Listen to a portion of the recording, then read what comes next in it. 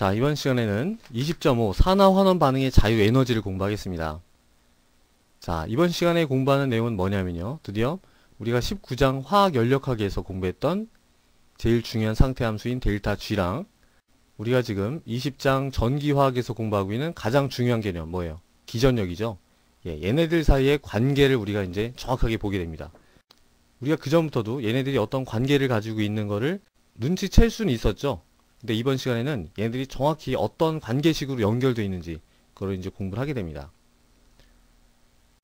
자, 우리가 이제 간단하게 그 전에 공부했던 델타 G의 개념을 다시 한번 복습을 해보죠. 델타 G. 자, 어떠한 반응식이 있습니다. A 더하기 B가 C가 돼요. 이 반응식에 대한 델타 G 값이 예를 들어서 마이너스 100kJ/몰이다. 이게 무슨 뜻입니까? 이게 어떤 의미를 가지나요? 그렇지 않죠? 예. 반응식만 주어졌을 때는 절대로 델타 G 값이 정의가 되는 게 아니에요. 예. 반드시 뭐가 또 주어져야 되나요? 그렇죠. 반드시 반응지수 Q 값이 주어져야 됩니다.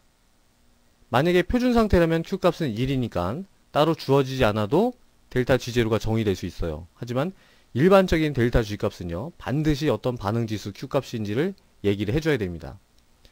자, 그래서 어떤 특정 Q 값을 가지는 계가 있는데요.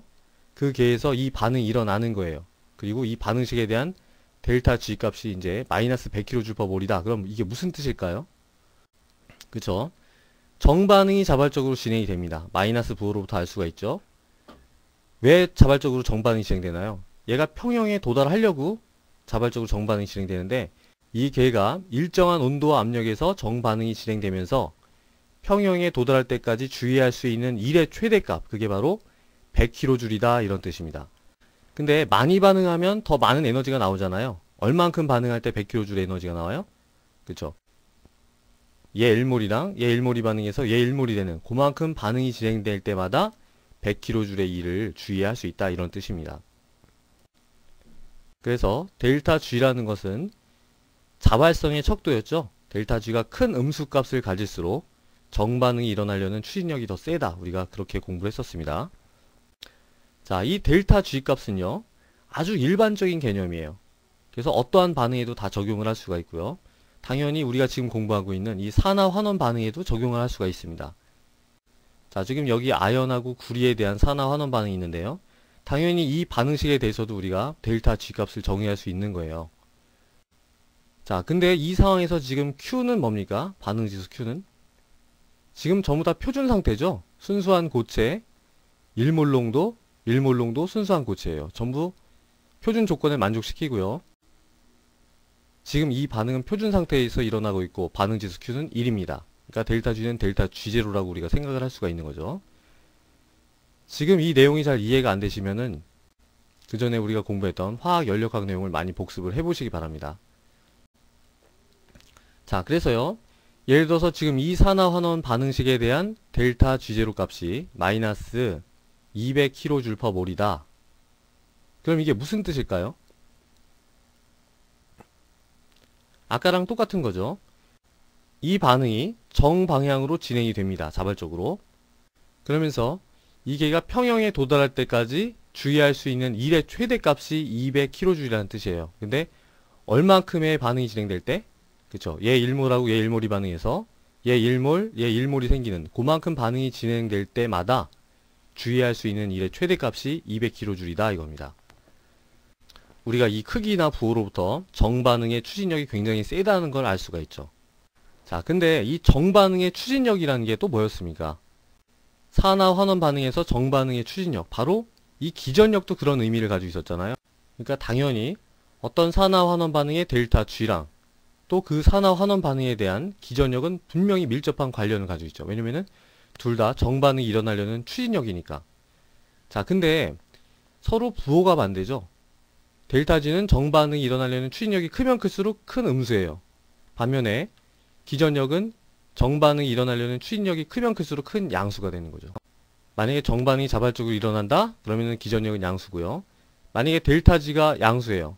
그러면 역반응이 자발적으로 일어난다는 뜻이고요. 우리가 그 전에 공부했듯이 기전력은 음수가 되는 겁니다. 만약에 어떤 산화환원 반응의 델타 G 값이 0이다. 이건 무슨 뜻이에요? 그 산화 환원 반응이 평형에 도달했다는 뜻이죠. 당연히 평형에 도달했을 때는 자발적으로 움직이는 전자가 없고 그때 측정되는 기전력은 0이 되는 겁니다. 그래서 우리가 델타 G랑 기전력 사이에 이러한 부호 관계가 있다는 것을 이제 알 수가 있죠. 둘 다 자발성의 척도긴 하지만은 부호 자체가 반대입니다. 델타 G가 큰 음수일수록 기전력이 큰 양수일수록 정반응이 더 강하게 일어난다 이런 뜻이죠. 자, 그러면은 우리가 이제 요 델타 G 값의 의미를 다시 한번 생각을 해보겠습니다. 지금 표준 상태에서 있는 요 산화환원 반응이 진행될 때 평형에 도달할 때까지 1몰당 200kJ의 E를 주위에 최대할 수 있다는 얘기잖아요. 근데 요 에너지는 어디에서 나온 에너지일까요? 바로 전자가 환원제에서 산화제로 자발적으로 이동하면서 하는 일인 거죠. 그러니까 다시 말하면 이 산화 환원 반응이 일어날 때 환원제에서 산화제로 전자가 자발적으로 이동하면서 주의할 수 있는 일의 최대값이 200kJ이다 이런 뜻입니다. 자, 그럼 전자는 왜 자발적으로 환원제에서 산화제, 다시 말하면 산화 양극에서 환원 음극으로 이동을 했었나요? 바로 전자의 위치 에너지 차이 때문에 그랬었죠. 전자는 산화 양극에서는 위치 에너지가 크고요. 환원 음극에서는 위치 에너지가 작습니다. 전자는 자발적으로 위치 에너지가 작아지는 쪽으로 이동을 하는 거죠. 전자가 이렇게 이동하는 추진력으로 주위에 200kJ의 일을 할 수 있었던 거예요. 그러니까 전자의 위치 에너지가 200kJ만큼 변한 겁니다. 이 산화 환원 반응이 진행되는 동안. 마치 뭐랑 비슷해요. 폭포 위에서는 물의 위치 에너지가 크고 폭포 밑에서는 물의 위치 에너지가 작죠. 물이 자발적으로 떨어지면서 일을 할 수가 있습니다. 그리고 그 일의 양은 뭐에 비례할까요? 당연히 이 높이 차이에도 비례하고요. 또 뭐에도 비례합니까? 떨어지는 물의 양에도 비례하는 거죠.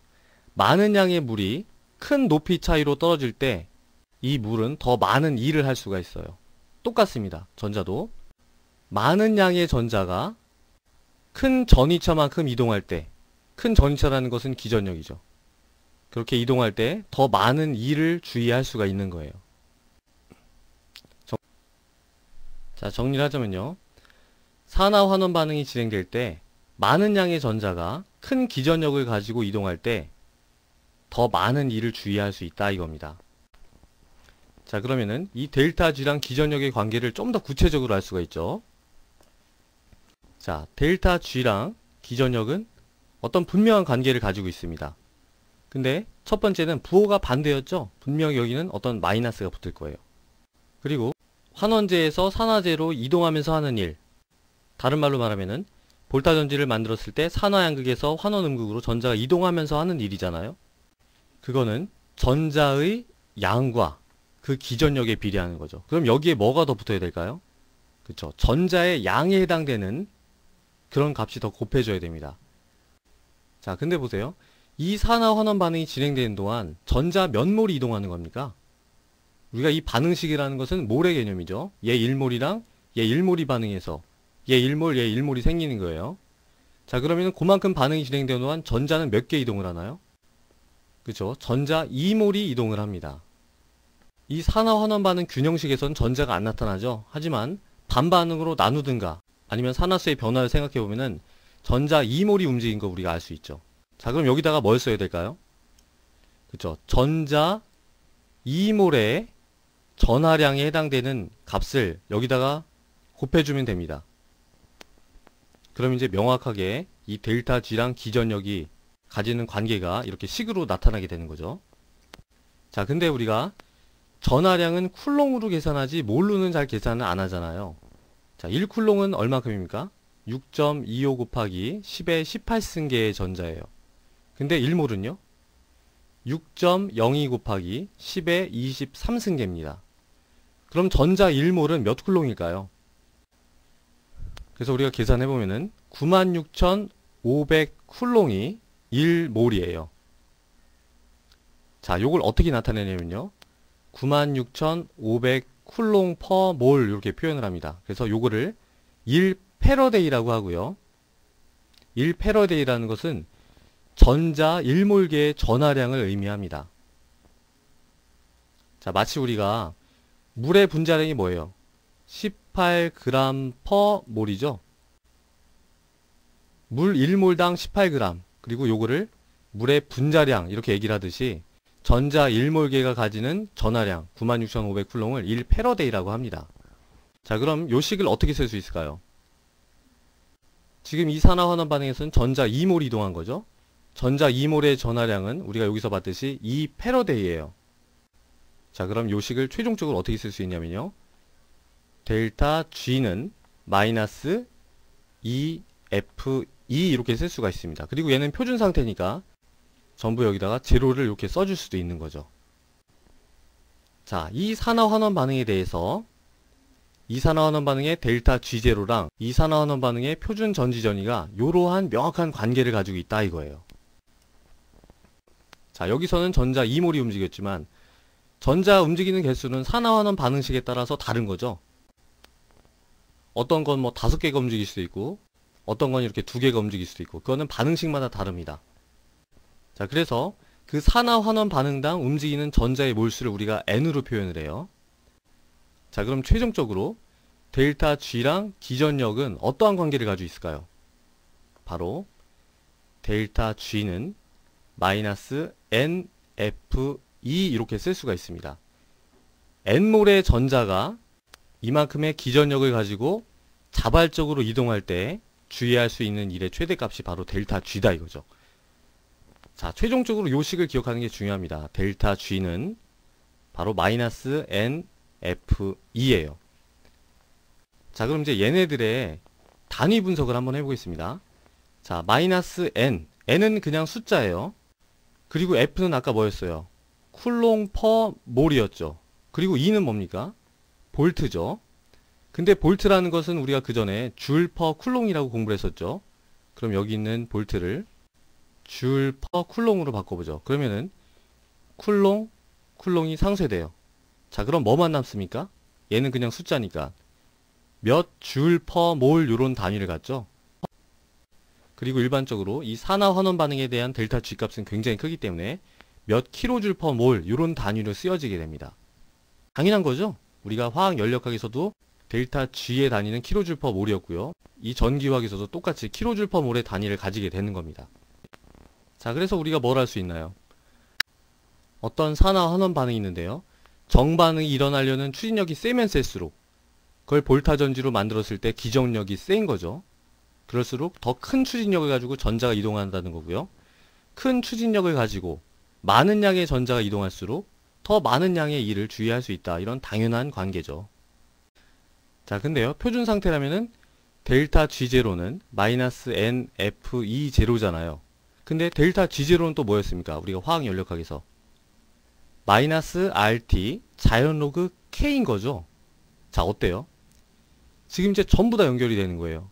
우리가 평형에서 공부했던 평형상수 K, 연력학에서 공부했던 깁스 프리 에너지, 그리고 지금 전기화학에서 공부하고 있는 표준 전지전이 얘네들이 전부 다 밀접한 관계를 가지고 있습니다. 자, 그래서 아무거나 하나만 알아도 나머지 값으로 다 변환을 시킬 수 있어요. 평형상수를 알면은 그 반응식에 대한 델타 G0 값이나 아니면은 표준 전지전이 알 수 있고요. 어떤 산화환원 반응의 표준 전지전이를 알고 있으면은 그 산화환원 반응의 평형상수 K 값 아니면은 표준 깁스 프리 에너지 변화 이런 것들을 다 구할 수가 있는 겁니다.